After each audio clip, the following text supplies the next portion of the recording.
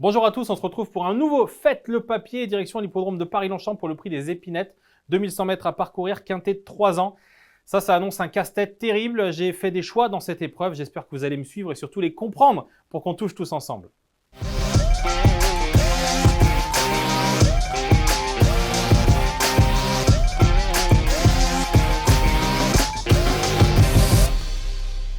Avant toute chose, n'hésitez pas à interagir sur cette vidéo. N'hésitez pas non plus à suivre Equidia sur les différents réseaux sociaux et bien entendu sur equidia.fr pour avoir toutes les informations sur ce quintet, mais aussi sur toutes les courses qui peuvent avoir lieu lors d'une réunion.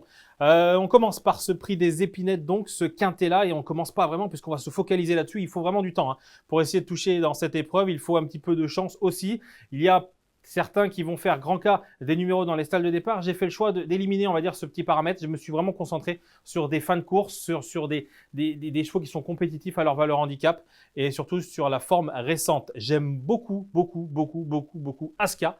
Le numéro 10, c'est l'entraînement de Carlos et Yann Lerner parce que Aska a vraiment très bien couru du côté de Saint-Cloud.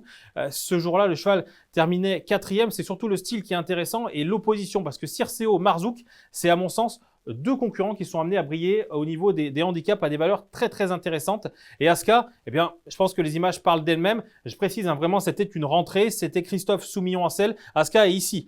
Cette toque blanche avec une casaque à pois rouge, blanche, manche verte. Et Aska termine au milieu des chevaux. Dans les autres, alors, le cheval ne peut pas véritablement s'exprimer, certes, mais je pense que ça leur convient parfaitement de ne pas pouvoir s'exprimer. C'est une rentrée très sage et le cheval termine vraiment au moral, avec justement beaucoup de morale. Et je trouve que c'est très intéressant pour ce quintet-là. Je fais grand cas de cette candidature et je vois même Aska gagner. Ensuite, j'aime bien Magellan, profil totalement différent. Magellan, c'est le numéro 5, cheval qui a beaucoup d'expérience. Et dernièrement, Magellan a gagné du côté de Lyon-Paris. Avant ça, le cheval avait gagné au Mans. Alors, c'est pas tant l'opposition et les lignes, on va dire, qui parlent, c'est surtout le style. Pour ce cheval entraîné par Jean Demieul, au Mans, le cheval a patienté, a fini très vite. Et à Lyon-Paris, sur une distance plus ou moins similaire, puisqu'il y avait 2000 mètres à parcourir, le cheval a adopté la même tactique. C'est le beau gris que l'on voit ici à l'arrière-garde. Il a accéléré. Et il les a tous croisés. Magellan avait déjà tenté sa chance au niveau handicap à une valeur basse, 30,5 de mémoire, 30,5 ou 31. Cette fois, il est de retour à une valeur bien plus élevée, mais je pense que le cheval s'est véritablement déclenché. C'est le bon moment pour tenter l'aventure et son atout, on va dire, c'est vraiment sa forme. Je mise là-dessus. Il y en a certains qui n'ont pas beaucoup d'expérience. Lui, il est en pleine forme, il vient de gagner. Il est de retour dans les handicaps avec un jockey en pleine forme, Alexis Pouchin. Donc, j'y crois vraiment Magellan pour les premières places. Ensuite, j'aime beaucoup Mowgli, le numéro 6.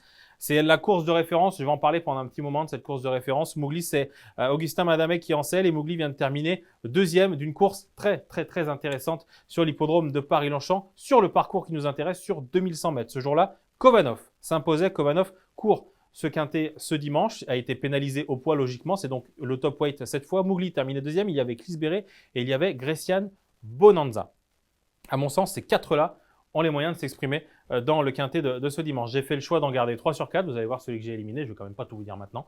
Mais je crois que Mowgli a le profil le plus rassurant pour finir aux premières places parce que le cheval a bien voyagé. C'est cette casaque orange, toque verte. Il a bien prolongé son effort au poteau des 300 mètres. Kovanov était dans son dos et Kovanov avait certainement un petit peu de marge à la valeur qui était la sienne ce jour-là. Il a donc très bien gagné, mais Mowgli lui a offert une bonne réplique. Il y avait Cliff Beret dans cette épreuve. Il y avait aussi Grecian Bonanza qui a terminé très vite. On en parlera un petit peu plus tard. Regardez Mowgli. Le cheval est expérimenté. Il est rompu au handicap. Il a vraiment appris son métier. Il a montré qu'il était compétitif à cette valeur. Il termine deuxième d'un cheval pénalisé. Tout laisse penser que Mowgli a les moyens de prendre au moins sa revanche sur Kovanov. Ce qui plaît dans sa faveur, bien entendu, c'est sa forme et sa régularité. J'aime beaucoup aussi Libanetta, profil différent. Là, je vous ai parlé de 3 chevaux, c'est le 4e. Libanetta, l'entraînement redoutable de Michael Delzangle avec cette casaque notamment, ça nous rappelle peut-être la Templière qui a couru dans un quintet cette semaine du côté de Compiègne. Libanetta, profil différent, je le disais, moins de courses au compteur, mais une certaine marge, je pense, à l'école Delzangle un petit peu. On se promène un petit peu en province, on donne du métier, puis on tente l'aventure dans un handicap. C'était le cas dernièrement à Paris-Longchamp sur la distance qui nous intéresse, 2100 mètres à parcourir. Ce qui est vraiment cool pour la ligne, c'est que Alcedim Zoé a regagné depuis, confirmant son succès. Ce jour-là, Alcedim Zoé s'imposait, c'est l'entraînement de Stéphane Vattel. Le cheval a regagné depuis sur l'hippodrome de Saint-Cloud, donc ligne très intéressante. Il y a aussi Ken Weller qui a recouru depuis de plutôt belle manière. Donc ligne parlante et encore une fois, effort très intéressant de Libanetta qui a été décalé au poteau des des 500 mètres. C'est la casaque jaune que l'on voit ici au centre de l'image. Libanetta était ce jour-là associé à Gérald de Mossé qui est venu tranquillement sur sa main. Et le cheval a vraiment, encore une fois, très bien prolongé son effort, allant vraiment faire illusion pour la victoire pendant très longtemps, se faisant surprendre aux abords du poteau par Almin Zoé qui avait eu un excellent parcours, qu'il avait en plus ou moins pisté ou en tout cas qui avait pu fournir un effort dans les derniers mètres de course, surprenant Libanetta sur une pointe. Je trouve que Libanetta a un profil très intéressant parce que l'effort qui a été fait ce jour-là est à mon sens un très bon effort. Et cette fois, c'est Sophie Chouette en selle, alors une main un petit peu plus douce, mais aussi un petit peu moins de poids en bas de tableau. Donc le cheval pourrait, pourquoi pas, être poussé un petit peu par les autres et ainsi garder une très belle place à l'arrivée de ce quintet. Ça, c'est mes 4 bases. Magellan, Mougli, Aska et Libanetta. Ces 4-là, vous pouvez choisir votre façon de jouer, vous pouvez les prendre en base. Moi, c'est vraiment les 4 chevaux qui me semblent le plus recommandables dans cette course qui est, je le répète une nouvelle fois, très ouverte.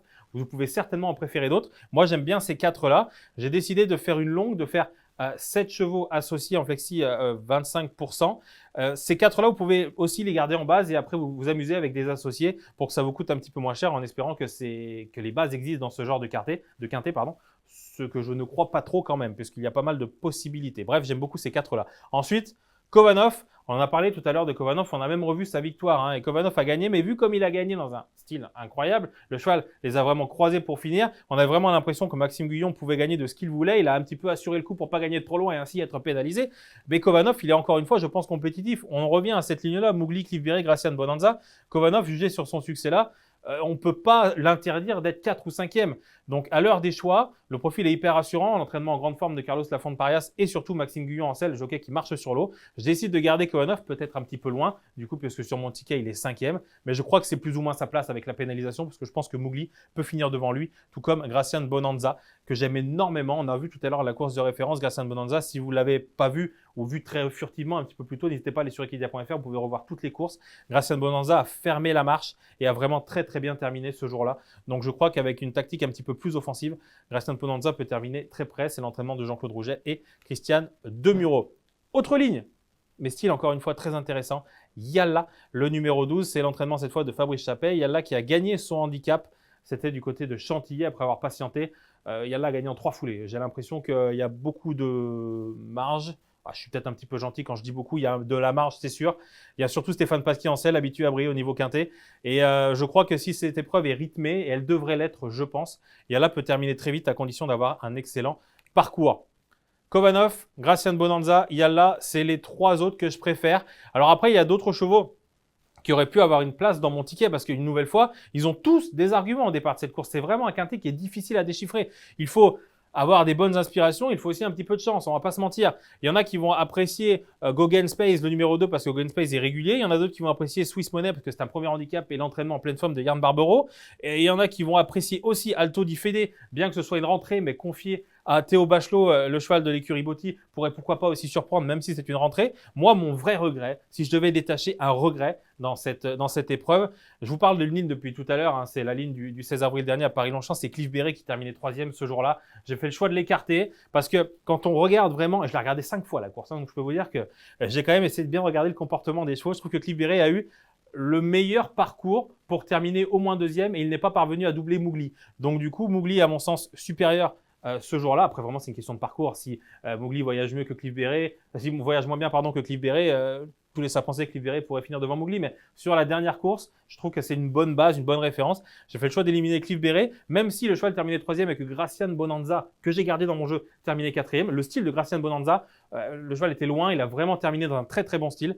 J'ai décidé d'éliminer ce numéro 7, Cliff Berry. C'est peut-être un choix dangereux, certains vont m'en vouloir, mais j'assume pleinement ce choix-là parce que ce quintet, je le répète, est très compliqué. 10,50 € pour ce quintet flexi 25%. Je le répète depuis tout à l'heure, j'ai choisi d'en garder 7 et donc d'en éliminer 9 dans ce quintet-là, ce qui n'est jamais simple de le faire. Aska, le numéro 10, ligne solide. Cheval amené, je pense, à briller dans les handicaps. La rentrée est excellente. On a fait appel à Christophe Soumillon. L'écurie de Carlos et Yann Lerner est capable de préparer les chevaux à briller handicap.